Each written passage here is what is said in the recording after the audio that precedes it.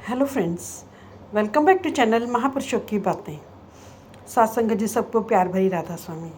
आइए सुनते हैं कुछ प्रेरणादायक वचन।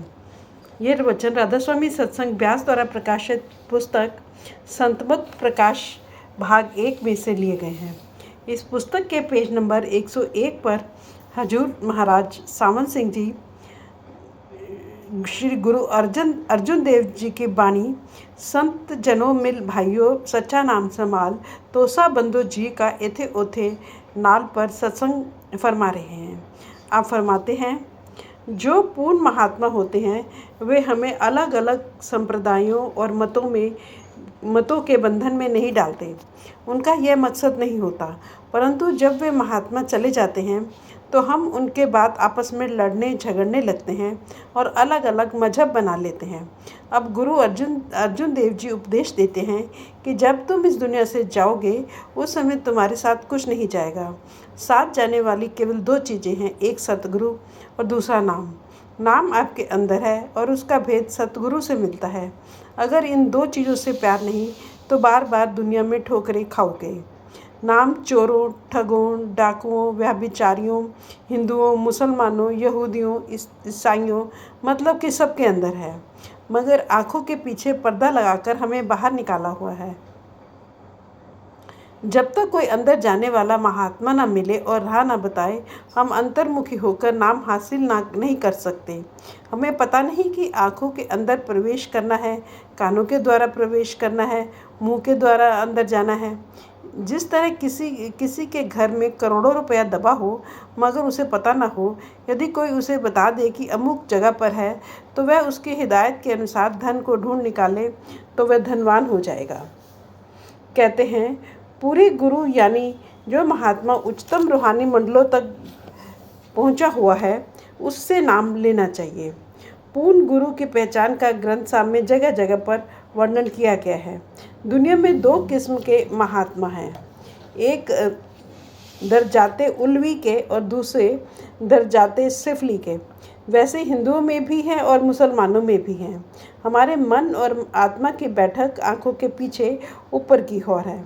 आँखों से नीचे 6 चक्र हैं जिनमें देवी देवताओं का वास है। जो महात्मा आँखों से नीचे यानी 6 चक्रों तक रहे वे दरजाते सिफली के हैं, और जो महात्मा आँखों से ऊपर रूहानी मंडल पर जाते हैं वे दरजाते उल्वी के हैं। वे पूर्ण गुरु हैं, वे कामिल मुर्शिद हैं। अब गुरु अर्जुन देव जी कहते हैं कि किसी कामिल मुर्शिद की तलाश कर और उससे नाम लेकर उसके अभ्यास में लग जा। अब यहाँ आकर मन बहुत घबराता है, क्योंकि बादशाहत मिलनी मुश्किल नहीं, दुनिया की दौलत मिलनी मुश्किल नहीं, पुत्र आदि मिलने मुश्किल नहीं, परंतु पूरे गुरु का मिलना मुश्किल है। यदि कोई मिल भी जाए तो हमें उसकी पहचान नहीं। अलग अलग मजहब, अलग अलग पार्टियां होने के कारण शोर मच गया है। अब कहते हैं कि यदि मालिक दया करे तो हमें पूर्ण सद्गुरु मिल जाए और हम उससे नाम लेकर कमाई करें, ताकि हमारा जन्म मरण खत्म हो जाए, फैसला हो जाए। अब गुरु अर्जुन देव जी अपनी निजी अनुभव के आधार पर सारी दुनिया को होका देकर कहते हैं कि गुरु से बढ़कर इस दुनिया में हमारा कोई मददगार नहीं। गुरु के सिवाय खंडों ब्रह्मांडों पर हमें कोई नहीं ले जा सकता। बस गुरु के बराबर गुरु ही है। यही वेद व्यास जी के पुत्र शुकदेव जी कहते हैं। जिक्र है कि जब शुकदेव जी अपने पिता वेद व्यास की बार बार दी गई प्रेरणा और अपने अनुभव के आधार पर राजा जनक को गुरु धारण करके यानी उनसे आत्मिक ज्ञान प्राप्त करके वापस आया तो वेद व्यास ने पूछा, गुरु धारण कर लिया? कहता है कि हाँ कर लिया। वेद व्यास ने कहा कि गुरु किसके जैसा है? कहता है कि उसकी तुलना नहीं हो सकती। तब वेद व्यास ने कहा, गुरु सूरज के जैसा है? कहता है कि रोशनी तो सूरज जैसी है, परंतु सूरज में तपिश है, गुरु में तपिश नहीं।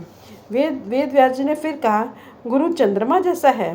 कहता है, शीतल तो चंद्रमा के समान है, मगर चंद्रमा में काला दाग है, गुरु बेदाग है। आखिर में वेद व्यास जी ने कहा, फिर तू खुद ही बता। कहता है, गुरु ही है, उनके जैसा दूसरा कोई नहीं। मगर यह कब होता है? जब अंदर पर्दा खुल गया। हमारा गुरु के साथ नाता क्या है? हमारी आत्मा परमात्मा से मिल जाए, जन्म मरण से मुक्त हो जाए और फिर हम जन्म मरण में ना आए।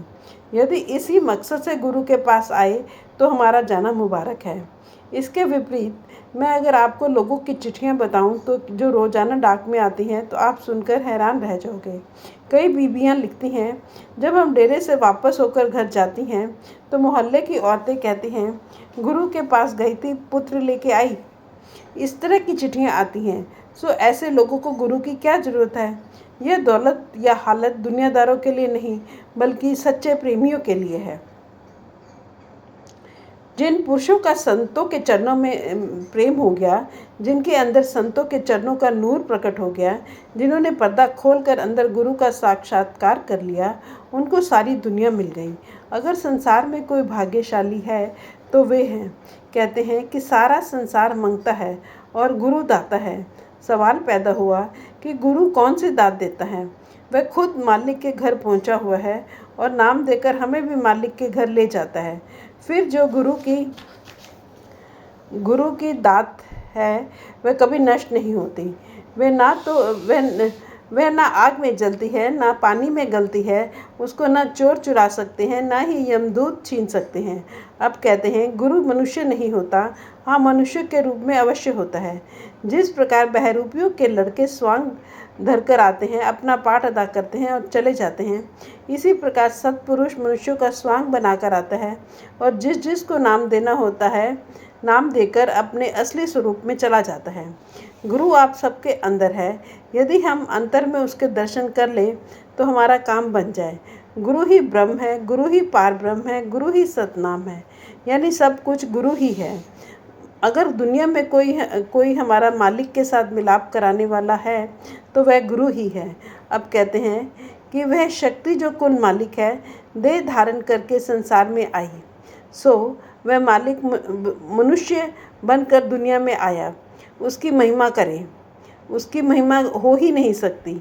जिस मनुष्य के मस्तक के ऊपर उसका हाथ हो वह सीधा परमात्मा के घर जाएगा। उसको ना यमदूत रोक सकते हैं, ना धर्मराय रोक सकता है। ऐसे मस्तक मुबारक हैं जिनके सिर पर गुरु ने हाथ रख दिया, जिनको गुरु ने अपना बना लिया। समझो वे मुक्त हो गए, उनकी आत्मा परमात्मा में समाकर परमात्मा हो गई। लेकिन यहाँ एक मुश्किल है। जब ऐसे मौके आते हैं और गुरु इम्तिहान लेता है तो जीव गिर जाते हैं, या यूँ कह दो, जब सारे संसार की मक्खियाँ इकट्ठी हो जाती हैं तो संत उन्हें झाड़ कर हटा देते हैं। कबीर साहब के ज़माने का जिक्र है। राजा वीर सिंह उनका सत्संगी शिष्य था। जब भी कबीर साहब उसके पास जाते थे वह सिंहासन छोड़कर नीचे आ जाता था और उनको सिंहासन पर बिठाता था। एक दिन कबीर साहब को ख्याल आया कि देखना चाहिए यह लोक दिखावा करता है या अंदर कुछ विश्वास भी है। वीर सिंह बड़ा प्रतापी राजा हुआ है। पंडित और मौलवी दोनों उनके पक्ष में थे। कबीर साहब ने क्या किया, एक तरफ रविदास जी को लिया और दूसरी तरफ एक वैश्य को। दोनों हाथों में 2 बोतलें गंगा जल की ले ली। इस तरह मतवाले की तरह चलते और शब्द पढ़ते हुए राजा के दरबार की ओर चल पड़े। लोगों ने देखा तो कहने लगे, आज कबीर साहब की मति मारी गई है। हाथ में शराब है, मस्ती में जा रहे हैं। एक और वैश्य है, दूसरी ओर जूते गांठने वाले को लिया हुआ है। इस तरह उलाहना देते हुए मस्खरी करते बहुत से लोग इकट्ठे हो गए और पीछे पीछे चलने लगे। जब राजा वीर सिंह के दरबार में पहुंचे तो उसने पूछा, ये शोरगुल कैसा है? लोगों ने कहा कि आज कबीर साहब ने शराब पी है, साथ में एक और जूते गांठने वाला है और दूसरी ओर वैश्य है। राजा ने कहा, यह तो अनुचित है। उसका विश्वास डोल गया। जब कबीर साहब सामने आए तो वह सिंहासन से नहीं उठा। कबीर साहब साथियों सहित शब्द पढ़ रहे थे। समझ गए कि यह इम्तिहान में फेल हो गया है, मगर अब उसे उठाना भी जरूरी था। फिर क्या किया, उन्होंने गंगा जल की 2 बोतलें अपने पैरों पर उड़ेल ली। राजा ने देखा और विचार किया, शराब पीने वाला चाहे कत्ल क्यों ना हो जाए, लेकिन अपने हाथ से कभी भी शराब नहीं गिराता। दूसरा, शराब में दुर्गंध होती है, मगर इसमें दुर्गंध नहीं आई। समझ गया कि कोई कौतुक है। चुपचाप सिंहासन से नीचे उतर आया और हाथ जोड़कर कहने लगा, महाराज ये क्या मौज है? कबीर साहब तो चुप रहे, लेकिन रविदास जी ने कहा, तू अंधा है, देखता नहीं जगन्नाथ के मंदिर को आग लगी हुई है और कबीर साहब बुझा रहे हैं। राजा हैरान हो गया। फिर ख्याल आया कि इस बात की भी जांच पड़ताल करनी चाहिए। खैर वह रात को तो वीर सिंह ने जो तो काट ली।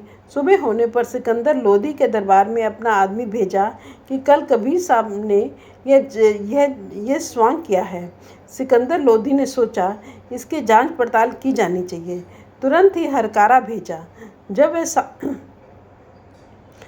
सांडी पर सवार होकर वहां पहुंचा तो पता चला कल ठीक इसी समय जगन्नाथ के मंदिर में आग लग गई थी और कबीर साहब वहां पर थे और आग बुझा रहे थे। जब यह खबर राजा वीर सिंह को बादशाह से मिली तो उसकी आंखें खुली और पूरी तसल्ली हो गई। इसी तरह कई इम्तहान में फेल हो गए। हजरत ईसा भी यही कहते हैं, कोई महात्मा अपने सेवकों का इम्तहान न ले, और हम भी यही कहते हैं। फ्रेंड्स, अपनी इस वीडियो को आज हम यही समाप्त करते हैं। अगली वीडियो में आगे बढ़ेंगे। Thank you.